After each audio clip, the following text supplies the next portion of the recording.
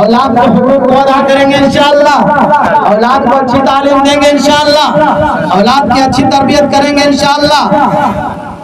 الحمدللہ نحمده ونستعینه ونستغفره ونؤمن به ونتوکل علیہ ونعوذ باللہ من شرور انفسنا ومن سیئات اعمالنا من يهده الله فلا مضل له ومن يضلله فلا هادي له ونشهد ان لا اله الا الله وحده لا شريك له ونشهد أن محمدا عبده ورسوله صلى الله عليه وسلم أما بعد فأعوذ بالله من الشيطان الرجيم بسم الله الرحمن الرحيم والذين يقولون ربنا هب لنا من أزواجنا وذرياتنا قرة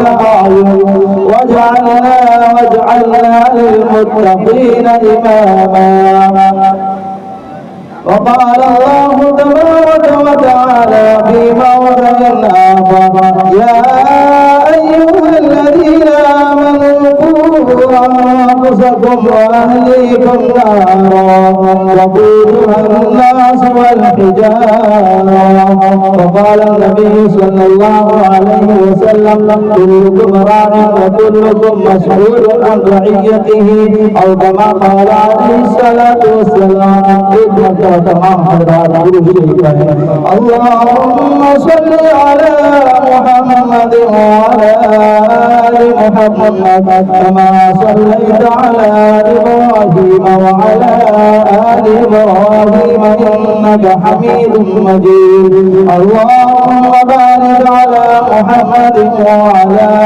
آل محمد كما باركت على إبراهيم وعلى آل إبراهيم إنك حميد مجيد میرے محترم بزرگ اور دوستو، اللہ رب العزت کا بے پناہ بے انتہا احسان و کرم ہوا کہ اللہ رب العزت نے آج ہم سبوں کو جناب یوسف صاحب کے گھر یونس صاحب کے گھر میں دین کی باتیں سننے کے لیے بیٹھنے کی توفیق عطا فرمائے۔ اللہ رب العزت سے دعا فرمائے کہ اللہ رب العزت جتنی بھی اس مجلس میں عمل کے لائن سے باتیں کہی گئی ہے اور جو کہی جائے گی اس پر ہم سبوں کو عمل کی توفیق عطا فرمائے۔ اور آپ حضرات سے گزارش ہے کہ آپ کو قریب قریب ہو کر بیٹھ جائیں، اس لیے کہ دین سننے کے لیے قریب آنا پڑتا ہے، سننے کے لیے قریب آنا پڑتا ہے اور سیکھنے کے لیے اللہ کے راستے میں نکلنا پڑتا ہے، اس لیے قریب قریب ہو جائیں۔ آپ لوگ ٹیک لگائے ہوئے وہ بھی آگے آ جائیں، اس لیے کہ ایسی مجلسیں روزانہ نہیں ملتی ہیں، ایسی مجلسیں نہیں ملتی ہیں۔ ہم لوگ خوش نصیب ہیں کہ ہم لوگوں کو آج ایسی مجلس نصیب ہوئی ہے، اللہ رب العزت کا اس پر شکریہ ادا کرنا چاہیے۔ میرے محترم بزرگوں دوستوں، میں نے آپ حضرات کے سامنے قرآن کریم کی 2 آیت اور حدیث نبویہ میں سے ایک حدیث پڑھی ہے، اس کا سادہ سا ترجمہ ہے۔ اللہ رب العزت ارشاد فرما رہے ہیں والذین یقولون ربنا هب لنا من ازواجنا وذریاتنا قرۃ اعین واجعلنا للمتقین اماما۔ اللہ رب العزت ارشاد فرما رہے ہیں کہ میرے نیک بندے جو ہیں وہ اللہ سے کہتے ہیں، وہ اللہ سے التجا کرتے ہیں، وہ اللہ سے دعا کرتے ہیں کہ اے میرے پروردگار، اے میرے الہ، ہمیں ایسی اولاد اور ایسی بیویاں عطا فرما جو ہماری آنکھوں کی ٹھنڈک کرتا، ایسی اولاد عطا فرما، ایسی بیویاں عطا فرما جو ہمارے دل کا سکون ہو، ہمارے لیے چین ہو، ہمارے لیے راحت ہو۔ وَجَعَلْنَا لِلْمُتَّقِينَ إِمَامًا، اور دعا کرتے اے ہمارے پروردگار، اے میرے الہ، اور ہمیں ان کا مقتدی اور رہنما بنا۔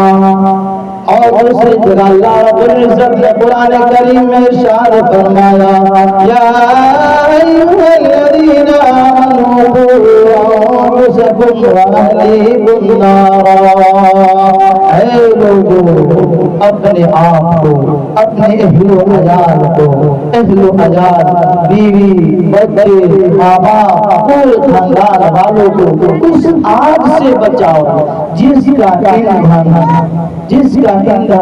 آگ اور لوگ ہیں، تقودها الناس والحجارہ، جس کا ایندھن انسان اور پتھر ہوں گے۔ اور اللہ رب العزت نے حدیث مبارک، اللہ کے نبی صلی اللہ علیہ وسلم نے حدیث شریف میں ارشاد فرمایا کلکم راع و کلکم مسئول عن رعیتہ، کہ تم میں سے ہر ایک شخص نگہبان ہے، ہر ایک شخص نگراں ہے، اس سے اس کی رعایا کے بارے میں پوچھا جائے گا کہ تم نے رعایا کا کیا خیال کیا۔ میرے محترم بزرگوں اور دوستوں، اللہ رب العزت نے جناب یونس صاحب کے گھر میں، اللہ رب العزت نے کئی لڑکے اور لڑکیاں عطا فرمائی، یعنی اللہ رب العزت نے نعمت عطا فرمایا ہے، اور اللہ کا فرمان ہے لئن شکرتم لازیدنکم ولئن کفرتم ان عذابی لشدید۔ یاد رکھو اے لوگو، سن لو، میں جو تمہیں نعمت دے رہا ہوں اس پر میری شکریہ ادا کرتے رہو، ورنہ میں اپنی نعمت کو چھین لوں گا۔ اس لیے اللہ رب العزت کا شکریہ ادا کرتے رہنا چاہیے، اس لیے کہ اولاد اللہ رب العزت کا بہت بڑی نعمت ہے۔ قرآن کریم میں اللہ رب العزت نے ارشاد فرمایا یہب لمن یشاء اناثا ویہب لمن یشاء الذکور او یزوجہم اناثا یہب لمن یشاء اناثا ویہب لمن یشاء الذکور۔ اللہ رب العزت ارشاد فرماتے ہیں اللہ جس کو چاہتا ہے لڑکی دیتا ہے، بیٹی دیتا ہے، اللہ جس کو چاہتا ہے لڑکا دیتا ہے، اور جسے چاہتا ہے اللہ رب العزت دونوں عطا فرماتا ہے، لڑکا اور لڑکی دونوں عطا فرماتا ہے۔ اور آگے ارشاد فرماتے ہیں اور اللہ جس کو چاہتا ہے بانجھ کر دیتا ہے، لڑکا اور لڑکی کچھ بھی نہیں دیتا ہے۔ میرے محترم بزرگوں اور دوستو، یہ اللہ کی نعمت ہے اور اللہ کی نعمت پر شکریہ ادا کرتے رہنا چاہیے، ورنہ اللہ رب العزت اپنی نعمت کو چھین لیتے ہیں۔ اور آگے ارشاد فرماتے ہیں ان عذابی لشدید، اگر میری نعمت کا شکریہ ادا نہیں کرو گے تو یاد رکھو میرا عذاب بہت ہی سخت ہے۔ تو میرے محترم بزرگوں اور دوستو، شکریہ ادا کرنا تو ہے، لیکن اصل جو ہے اولاد کے حقوق کو ادا کرنا ہے، اولاد کے حق کو ادا کرنا ہے۔ اس لیے کہ اللہ رب العزت نے ہر ایک کے حقوق کو بیان فرمایا ہے۔ اللہ کا حق کیا ہے، رسول اللہ کا حق کیا ہے، والدین کا حق کیا ہے، اولاد کا حق کیا ہے، پڑوسیوں کا کیا حق ہے، حقوق رسول کیا ہے، ہر ایک حق کو بیان فرمایا ہے۔ اس لیے والدین پر اولاد کا حق ہے، جس طریقے سے والدین کا حق اولاد پر ہے اسی طریقے سے اولاد کا بھی حق والدین پر ہے، بیٹے اور بیٹیوں کا حق ماں باپ پر ہے۔ آپ پوچھئے گا کہ بیٹے اور بیٹیوں کا اولاد کا ماں باپ پر کیا حق ہے؟ میرے محترم بزرگ اور دوستو، تو حقوق دو قسم کے ہیں، ایک تو اس کا جسمانی حق ہے اور ایک روحانی حق ہے۔ ایک جسمانی تربیت اور ایک روحانی تربیت ہے۔ جس طریقے سے ہم اپنی اولاد کی جسمانی تربیت کرتے ہیں، اس کے حقوق کو ادا کرتے ہیں، جسمانی حقوق کو ادا کرتے ہیں، اچھا کپڑا پہناتے ہیں، اچھا کھانا کھلاتے ہیں، اچھا گھر دیتے ہیں رہنے کے لیے، گاڑی گھوڑے کا انتظام کرتے ہیں، اس کا جسمانی حق کو ادا کر رہے ہیں، لیکن روحانی حق جو ہے وہ ادا نہیں کر پا رہے ہیں۔ روحانی حق یہ ہے کہ اس کو اچھا تعلیم دیں، اس کی اچھی تربیت کریں، دینی تعلیم دلائیں، حقوق اللہ سکھائیں، حقوق عباد سکھائیں، حقوق رسول سکھائیں۔ اس کا جسمانی اور روحانی دونوں تربیت ضروری ہے. دونوں حقوق ادا کریں گے تو کما حق ہو ہم ادا کرنے والے، حق ادا کرنے والے بن جائیں گے. اگر ہم نے اس میں کوتاہی کی تو یاد رکھیں اس میں ہمارا بھی نقصان ہے، بلکہ کیا ہمارا ہی نقصان ہے، یعنی ماں باپ کا نقصان ہے. ماں باپ اگر اپنے اولاد کا صرف جسمانی حق کو ادا کر رہا ہے، جسمانی تربیت کر رہا ہے، روحانی تربیت نہیں کر رہا ہے، یعنی اس کے دین کی فکر نہیں کر رہا ہے، اس کے ایمان کی فکر نہیں کر رہا ہے، اس کی تعلیم کی فکر نہیں کر رہا ہے، اس کی تربیت کی فکر نہیں کر رہا ہے، تو یاد رکھیں یہ اولاد اپنے والدین کا حقوق ادا کرنے والا نہیں بنے. کل جب یہ اولاد بڑا ہوگا تو ماں باپ کا نافرمان بنے گا، ماں باپ کی باتوں کو نہیں مانے گا، تو ماں باپ ان کے والدین کل شکوہ اور شکایت کرتے ہوئے پھریں گے. لیکن انہیں یہ نظر نہیں آئے گا کہ ہم نے اپنی اولاد کا حق ادا نہیں کیا، اسی لیے میرے اولاد جو ہے، میرے بیٹے جو ہے، میری بیٹی جو ہے میری بات کو نہیں مان رہا ہے، میری نافرمانی کر رہا ہے، میرے باتوں پر نہیں چل رہا ہے، میرے حکم کو توڑ رہا ہے. میرے محترم بزرگ اور دوستو، توجہ سے سنیں گے آپ حضرات تو باتیں سمجھ میں آئیں گی.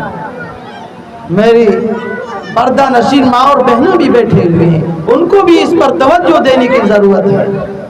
میرے محترم بزرگ اور دوستو، انسان کا جسم جو ہے وہ مٹی سے بنا ہے. ہر شخص جانتا ہے انسان کا جسم مٹی سے بنا ہے، اور پھر اسی مٹی میں انسان کو جانا پڑے گا، اور اسی مٹی سے انسان کو رزق مل رہا ہے.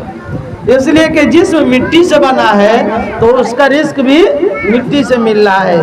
آج ہم لوگ غور کریں کہ جتنی بھی چیزیں انسان کھا رہا ہے، پی رہا ہے، وہ کہاں سے مل رہا ہے؟ وہ مٹی سے پیدا ہو رہا ہے. اناج پانی جو بھی وہ کھا رہے ہیں، پھل فروٹ وغیرہ سب مٹی سے مل رہا ہے. اسی لیے کہ انسان کا جسم مٹی سے پیدا ہوا ہے، مٹی سے بنا ہے، لیکن روح جو ہے وہ اوپر سے آیا ہے. اللہ رب العزت نے قرآن کریم میں ارشاد فرمایا، یسألونک عن الروح قل امر ربی.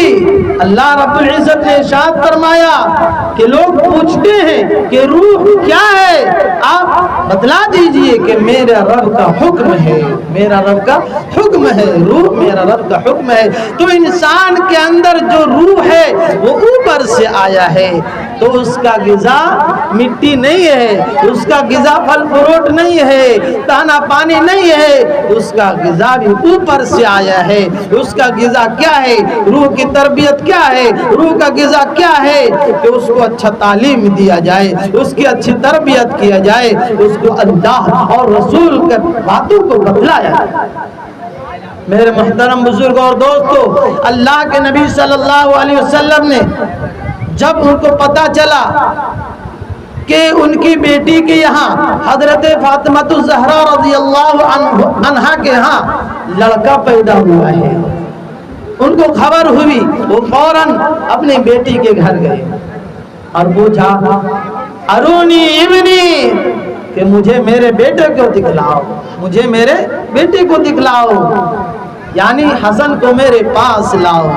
چنانچہ آپ صلی اللہ علیہ وسلم حضرت حسین کو اپنے گود میں لیتے ہیں، ان کو گھٹی دیتے ہیں، یعنی ان کی تہنیک کرتے ہیں، اپنی مبارک منہ میں چھہارا لیتے ہیں، چھہارا کو چبا کر کے پورا چبانے کے بعد ان کو نکال کر کے اپنے نواسے کے زبان پر رگڑتے ہیں. اس کو تہنیک کہتے ہیں.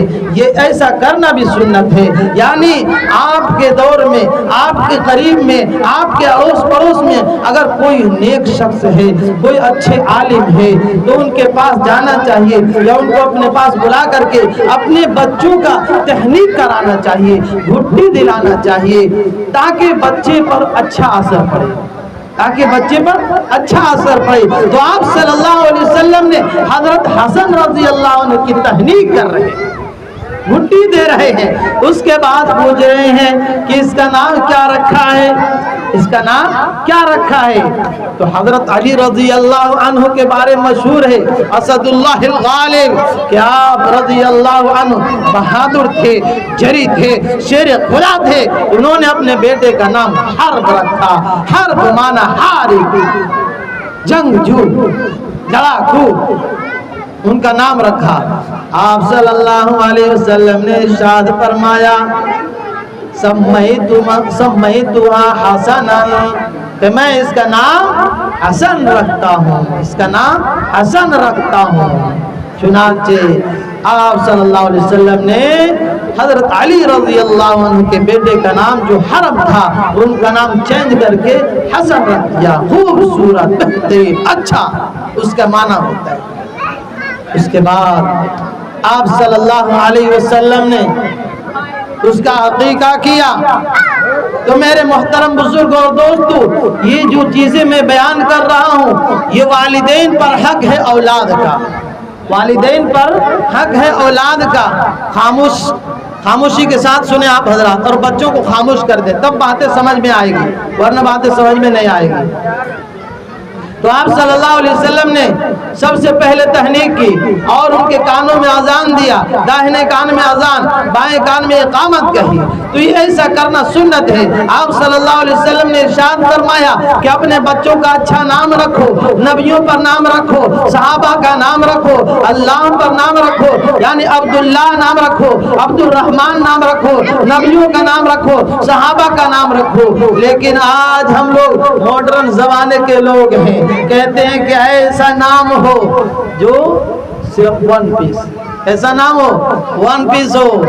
میرے محترم بزرگ اور دوستو, بعض لوگ کو اس کے چکر میں کہ ایسا نام رکھو جیسا کسی کا نام نہیں ہو, ایسے نام رکھ دیتے ہیں جس کا معنی بہت ہی خراب ہوتا ہے.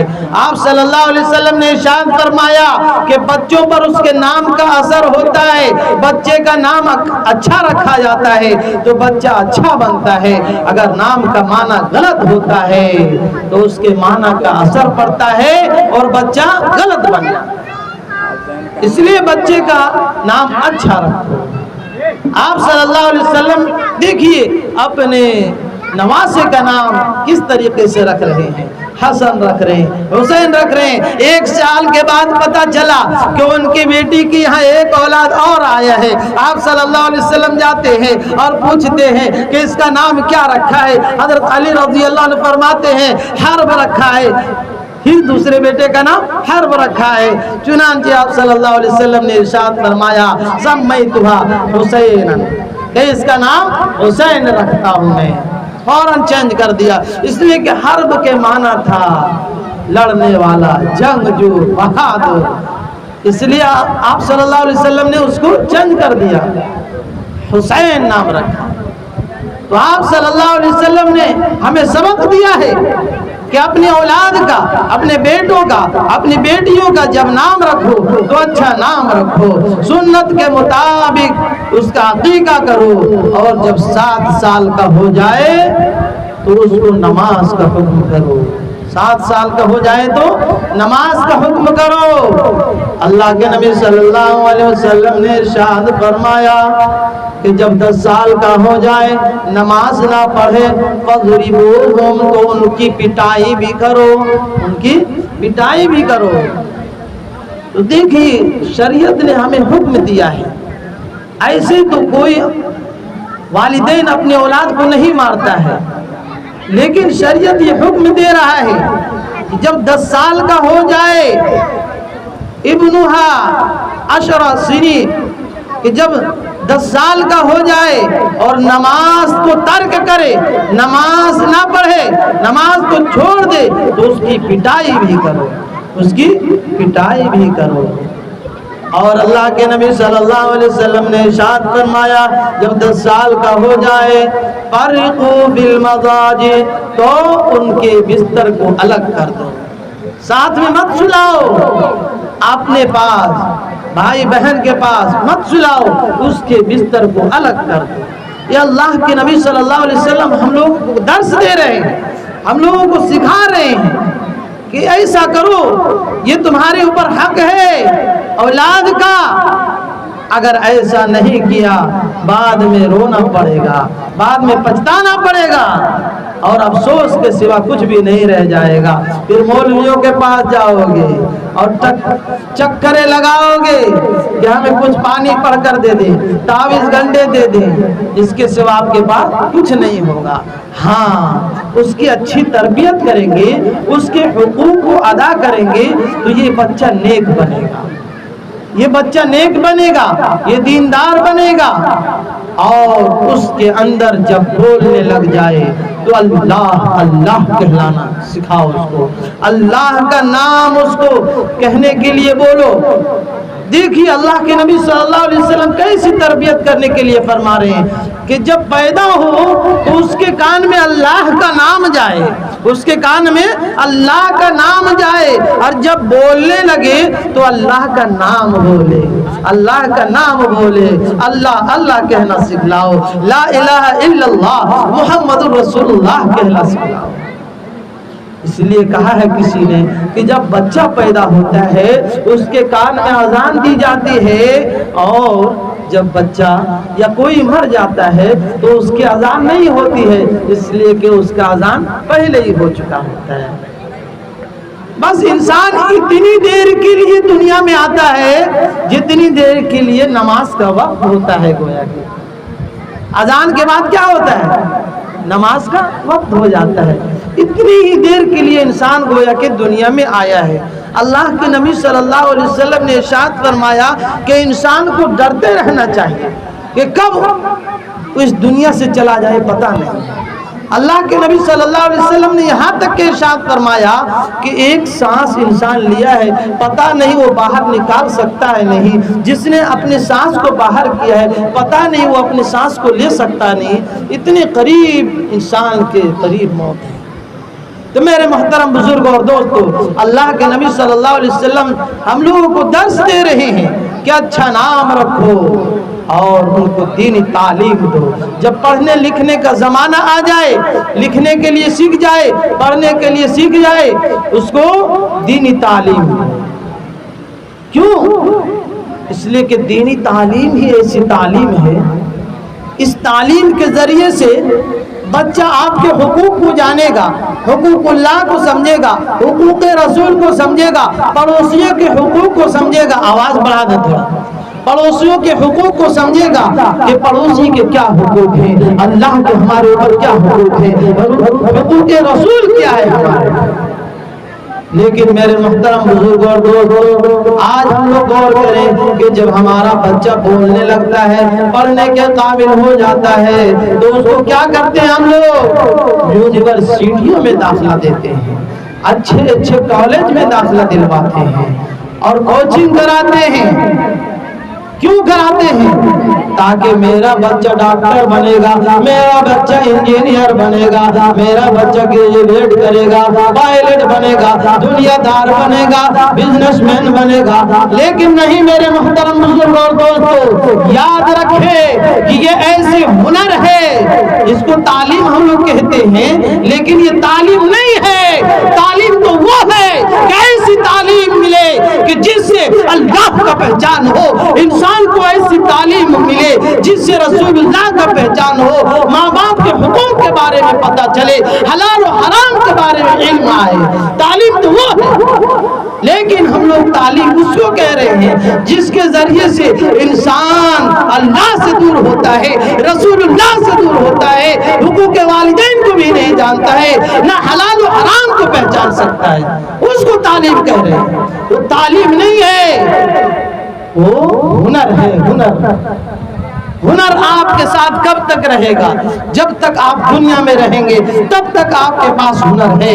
آپ دنیا کے کسی بھی ہنر کو سیکھ لیں، آپ ٹیلر بن جائیں یا بھی کسی بھی اور کام کو کر لیں، مستری بن جائیں، وہ آپ کے پاس اس وقت تک ساتھ دے گا جب تک آپ دنیا میں ہیں۔ لیکن تعلیم دنیاوی تعلیم نہیں، دینی تعلیم ایسی تعلیم ہے جو اخروی تعلیم ہے۔ یہ تعلیم آپ کو دنیا میں بھی کام دے گا، یہ تعلیم آپ کو مرنے کے بعد آخرت میں بھی کام دے گا۔ کیوں؟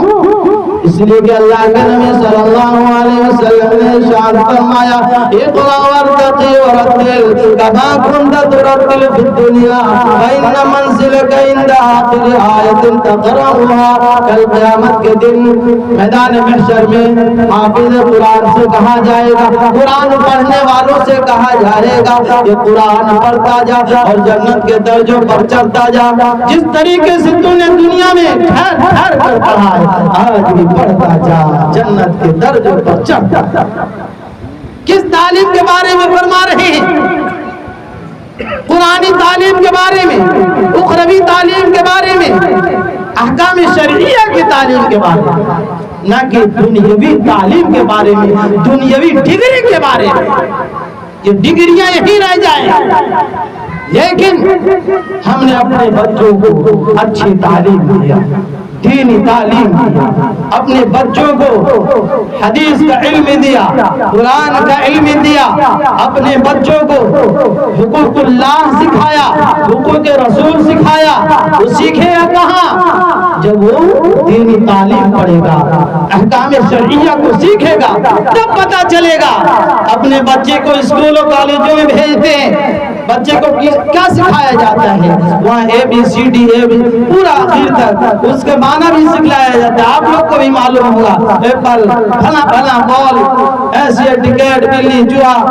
بتلائیے جب ہم اس دنیا سے چلے جائیں گے تو میرے بچے میرے قبر پر جا کر یا میرے نام پر گھر میں رہ کر کے وہی پڑھیں گے، اے بی سی ڈی پڑھ کر کے بخش دیں گے، ہمیں ثواب مل جائے گا؟ نہیں. میرے بچے اگر قرآن پڑھا ہوگا، قرآن پڑھے گا، ایک سورت پڑھے گا، ایک پارہ پڑھے گا، پورا قرآن پڑھے گا تو بغیر کہیں پوچھے ثواب ہمارے کھاتے میں بھی جائے گا. اسی لیے کہا جاتا ہے کہ اپنے بچوں کی، اپنی اولاد کی، اپنے بیٹے اور بیٹیوں کی اچھی تعلیم دیں اور اچھی تربیت کریں، تاکہ جب آپ اور ہم اس دنیا سے چلے جائیں گے تو ہمارے لیے یہ صدقہ جاریہ بن جائے، ہمارے اولاد صدقہ جاریہ بن جائے، اولاد ہمارے لیے فتنہ نہ بنے. انما اموالکم اولادکم فتنہ. قرآن کریم میں اللہ رب العزت نے ارشاد فرمایا کہ مال اولاد تمہارے لیے فتنہ ہے، لیکن اس کو فتنہ سے ہٹا کر اچھی تعلیم دلائیں گے تو ہمارے لیے فتنہ نہیں بنے گا، ہمارے لیے وہ صدقہ جاریہ بنے گا، ہمارے لیے ثواب جاریہ بنے گا. وہ کیسے؟ وہ اس طریقے سے کہ والدین ماں باپ جب پڑھنے لگ جائے اس کو تیار کرے، اچھی تعلیم سکھائے اور خود بھی اس پر عمل کرے. ایسا کام نہ کرے جو اللہ کے حکم کو توڑ رہا ہو، جس سے اللہ ناراض ہو رہا ہو، جس سے اللہ کے رسول صلی اللہ علیہ وسلم ناراض ہو رہے ہو. ایسے کام نہ کرے، ایسے کام کرے جو اللہ کے حکم کی بجا آوری کر رہا ہو، جس سے اللہ خوش، رسول اللہ خوش ہو، اللہ کے حکم کی بجا آوری کر رہا ہو، یعنی اس کی فرمانبرداری اطاعت کر رہا ہو. تب جا کر کے بچوں کے دلوں میں یہ نقش ہوگا کہ ہم مسلمان ہیں، ہمارے ماں باپ مسلمان ہیں. اللہ کا حکم اس کے اندر آئے گا، اللہ کی اطاعت اس کے اندر آئے گا، رسول سے محبت اس کے اندر آئے گا، رسول اللہ کی اطاعت اس کے اندر آئے گا. حقوق اللہ اور حقوق العباد، حقوق والدین کو سمجھے گا. اگر ہم نے اپنے ماں باپ کی نافرمانی کی تو یاد رکھیں کل ہمارے اولاد بھی ہماری نافرمانی کرنے والا بنے گا. اس لیے آج سے اپنے کانوں کے اندر یہ گھسالیں، اور جو اپنے والدین کی نافرمانی کر رہے ہیں آج سے ان کی فرمانبرداری کرنے لگ جائیں. میرے محترم بزرگ اور دوستو، اللہ رب العزت نے والدین کے حقوق کے بارے میں ارشاد فرمایا وَقُلْ رَبِّ ارْحَمْهُمَا كَمَا رَبَّيَانِي صَغِيرًا، کہ جب ان میں سے کوئی ایک یا دونوں بڑھاپے کی عمر میں پہنچ جائے تو ان کے سامنے نرمی کا بازو جھکا دو. والدین کے سامنے نرمی کا بازو جھکا دو، خدمت کے لیے، فرمانبرداری میں، اطاعت میں. لیکن آج اس کا الٹا ہو رہا ہے کہ ہمارا نوجوان ماں باپ کی بات کو نہیں مانتا ہے. ماں باپ اگر کچھ کہہ رہے ہیں تو وہ کہتے ہیں ابھی کھیلنے کے لیے جا رہا ہوں، اور میں کسی کام کے لیے جا رہا ہوں، میں بیزی ہوں. ایسا نہیں کہنا چاہیے. آج اگر ہم ایسے کہہ رہے ہیں اور ایسا کر رہے ہیں، ماں باپ کی نافرمانی کر رہے ہیں، تو یاد رکھیں سیڑھی لگا ہوا ہے، کل آپ کے بھی اولاد ہونے والے ہیں، آپ کے بھی بال بچے ہوں گے. یاد رکھیں کل جب آپ کی اولاد آپ کے ساتھ ایسا کرے گا تو پھر آپ کو کیسا لگے گا. اور یاد رکھیں کہ جس نے نافرمانی کی ہوگی اپنے ماں باپ کی تو ہر چیز کا سزا تو مرنے کے بعد ملے گا، لیکن اس کا سزا دنیا میں بھی مل جاتا ہے. تو آپ لوگ عہد کریں کہ آج سے اپنے ماں باپ کی نافرمانی نہیں کریں گے انشاءاللہ. آج سے اپنے ماں باپ کی فرما برداری کریں گے، ان کی باتوں کو مانیں گے، اور جب بڑھاپے کی عمر میں پہنچ جائے تو ان کی خدمت کریں گے.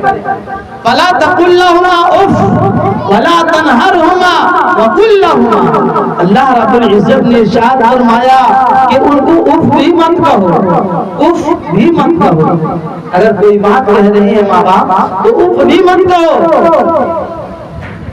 تفسیر کرنے والوں نے یہاں تک کہ کہا ہے اف میں یہ بات بھی داخل ہے کہ جب بچہ چھوٹا ہوتا ہے تو ماں باپ اس کی پرورش کرتا ہے، اس کے پٹی کو گندگی کو صاف کرتا ہے، لیکن اپنے ناک پر پٹی نہیں باندھتا ہے، اپنے ناک پر پٹی نہیں باندھتا ہے.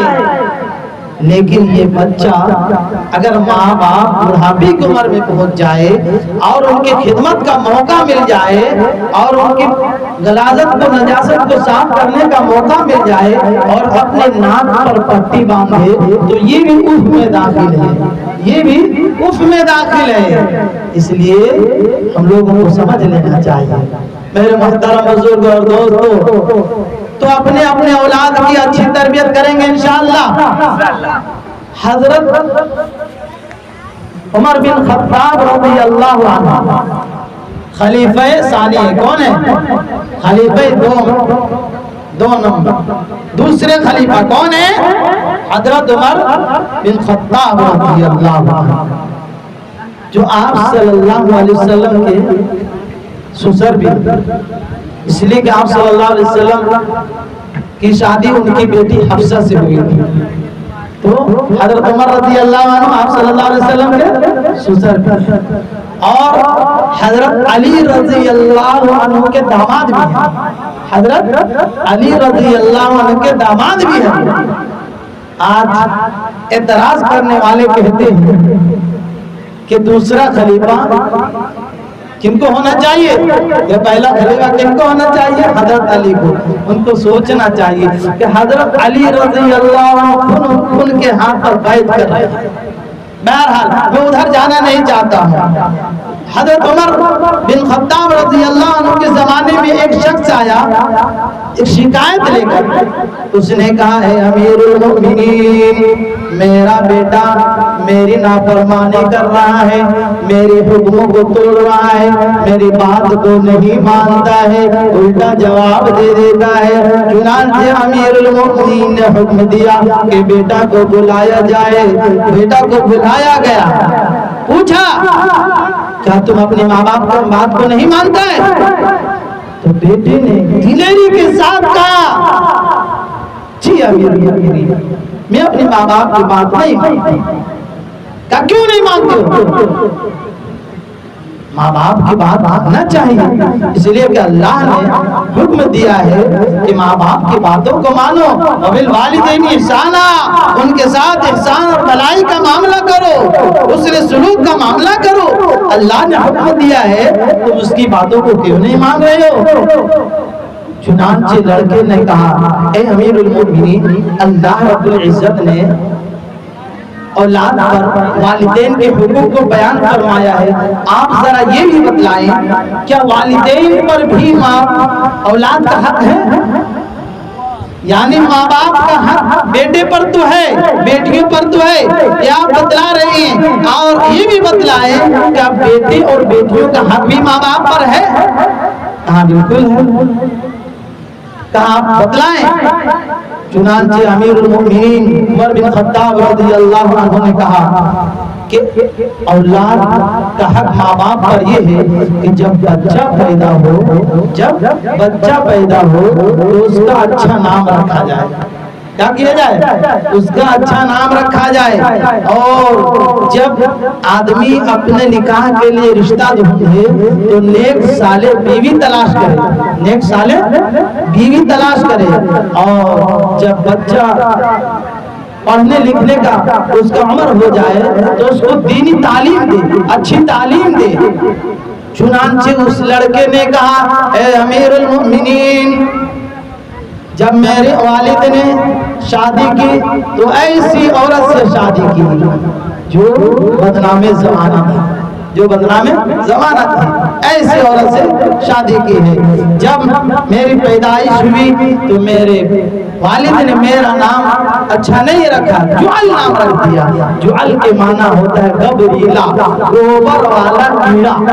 کیا نام ہوتا ہے؟ گوبر والا کیڑا میرا نام رکھا، تو اس نے میرا حق ادا نہیں کیا، اور جب میں پڑھنے لکھنے کا وقت آیا، میرا عمر آیا، تو اس نے اچھی تعلیم نہیں دیا، مجھے تعلیم ہی نہیں دیا اس نے سرے سے۔ چنانچہ امیر المؤمنین غصہ ہوئے ان کے والد پر اور کہا یہاں سے چلی جاؤ، یہاں سے نکل جاؤ، اور پہلے اپنے اولاد کا حق ادا کرو، اس کے بعد پھر اپنے حق کے بارے میں تم میرے پاس آنا۔ کیا مطلب کہ اگر والدین اپنی اولاد کے حقوق کو ادا کریں گے تو انشاءاللہ ان کے اولاد، ان کے بیٹے اور بیٹیاں یقیناً اپنی والدین کے ماں باپ کے حقوق کو ادا کرنے والے بنیں گے۔ میرے محترم بزرگوں اور دوستوں، تو ہم سبوں کو چاہیے کہ اپنی اولاد کو اچھی تعلیم دے اور اچھی تربیت کریں۔ صرف تعلیم دینے سے نہیں ہوگا، ان کو دیکھیں بھی کہ جو تعلیم حاصل کر رہا ہے اس پر عمل کر رہا ہے یا نہیں، آخرکار وہ کہاں جا رہا ہے، اس کا ساتھی کون ہے، اس کا دوست یار کون ہے۔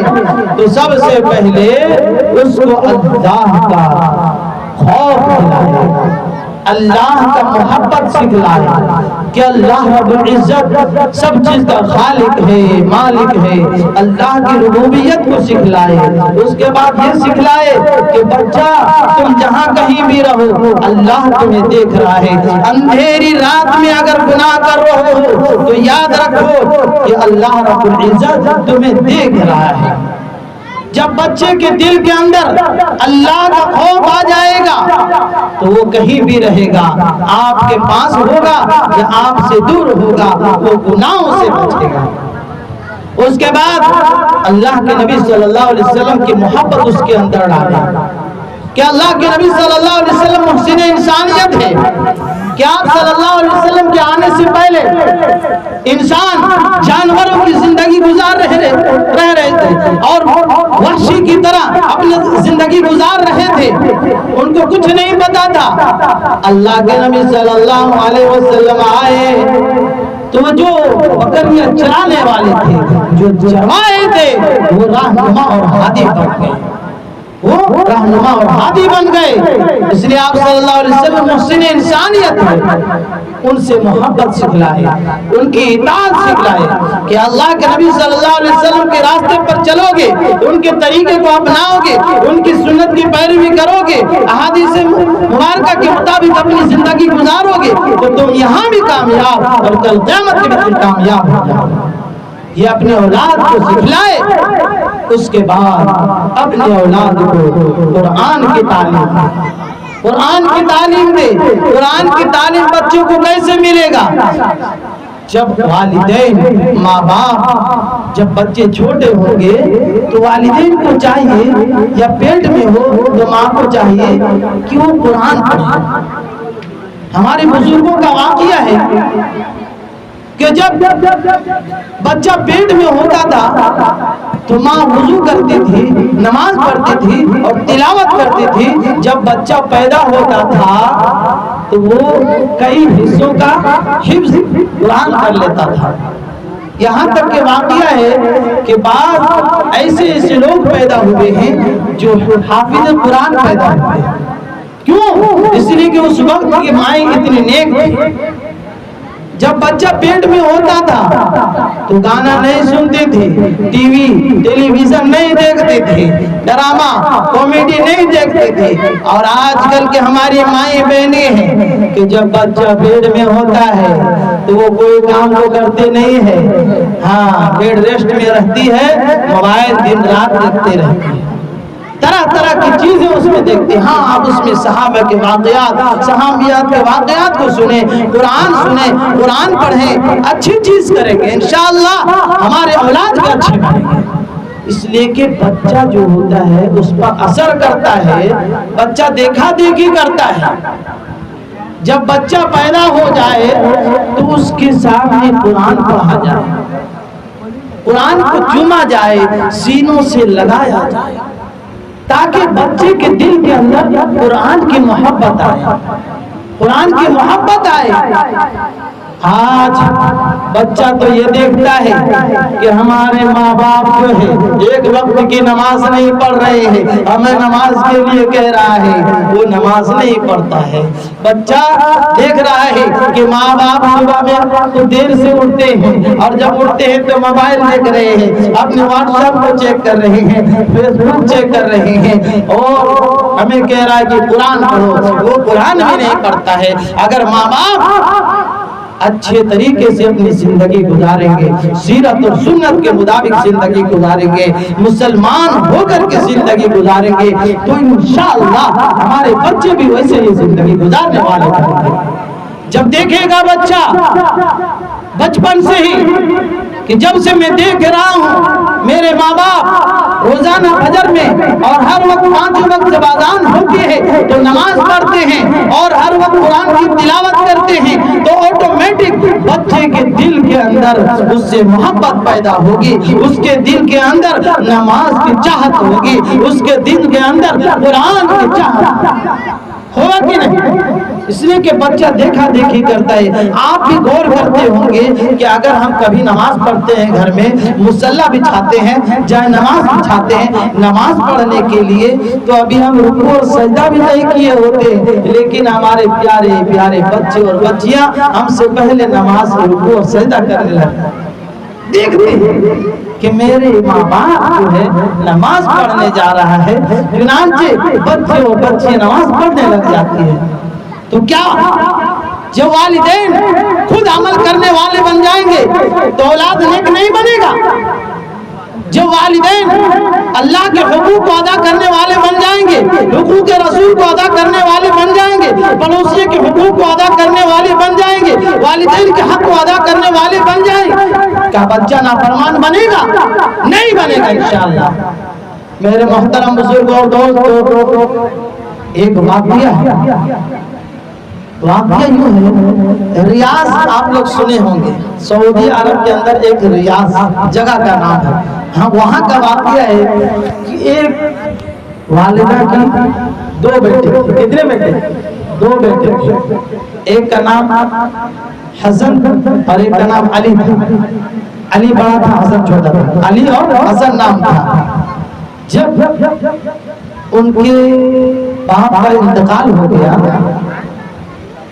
دونوں نے کہا کہ میں اپنے پاس ماں کو رکھوں گا، میں ماں کی خدمت کروں گا۔ دونوں بھائی علی اور حسن آپس میں لڑنے لگے، یہاں تک کہ قاضی کے پاس چلے گئے، لڑتے لڑتے کہ میں ماں کی خدمت کروں گا، چھوٹا کہہ رہا میں ماں کی خدمت کروں گا، بڑا کہہ رہا میں ماں کی خدمت کروں گا، چھوٹا کہہ رہا میں ماں کی خدمت کروں گا۔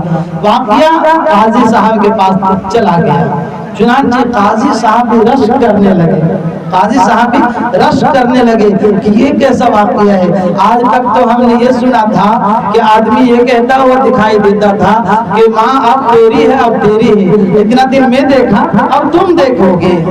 لیکن یہاں تو واقعہ الٹا ہے کہ دونوں ماں کی خدمت کے لیے آپس میں لڑ رہا ہے کہ میں ماں کی خدمت کروں گا، میں ماں کی خدمت کروں گا۔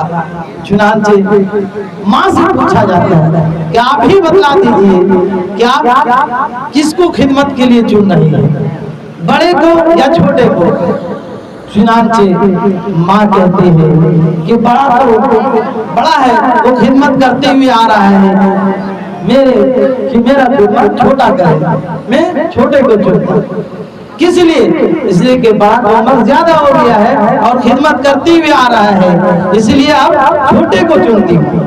چنانچہ جب قاضی نے فیصلہ کر دیا کہ چھوٹے کی خدمت ماں کی ذمہ داری میں، ماں کی خدمت کی ذمہ داری چھوٹے کے ذمہ ہے، بڑا بھائی جو ہے پھوٹ پھوٹ کر رونے لگا، بڑا بھائی پھوٹ پھوٹ کر رونے لگا۔